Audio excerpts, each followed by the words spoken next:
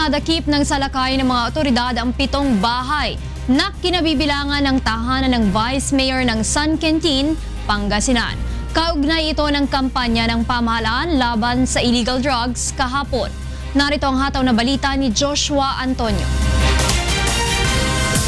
Pasado alas 4 kahapon ng madaling araw na salakay ng mga otoridad sa bisa ng search warrant ang 7 bahay sa Barangay Alak sa bayan ng San Quintin, Pangasinan, kaugnay ng kampanya ng pamahalaan sa ipinagbabawal na droga.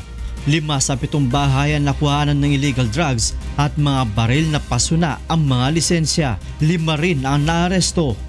Hindi ko po alam kasi nagtatrabaho nga po ako dyan sa munisipyo.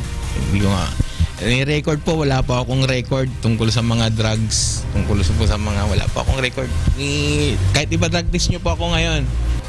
Kabilang sa sinalakay ng mga otoridad ay ang bahay ni Vice Mayor Jerry Abinoar dito sa bayan ng San Quintin. Ito na ang pangalawang pagkakataon na nagsagawa ng search operation sa mga otoridad sa bahay ng Vice Alcalde dahil sa umunoy tinatago nitong mga baril at ipinagbabawal na droga. Ngunit wala naman nakita ang mga pulis sa bahay nito.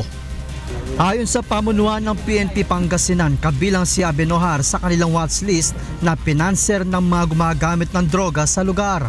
Matagal na pong minamanmanan ng ating kapulisan at syempre po yung nasa watch list po sila ng ating pong station at syempre dito rin po sa ating pong probinsya ng Pangasinan.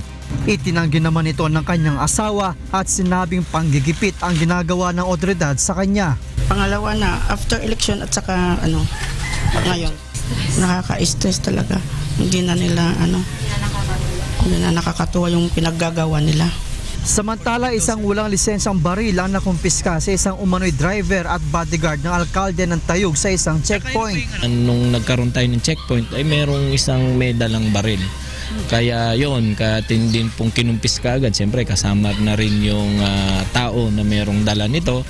Sa tala ng PNP Pangasinan, nasa 158 na drug personalities na kanilang nahuli. Bukod pa ang mga namatay na lumaban sa bypass operation simula pa noong buwan ng Enero. Joshua Antonio, UNTV News and Rescue, Pangasinan.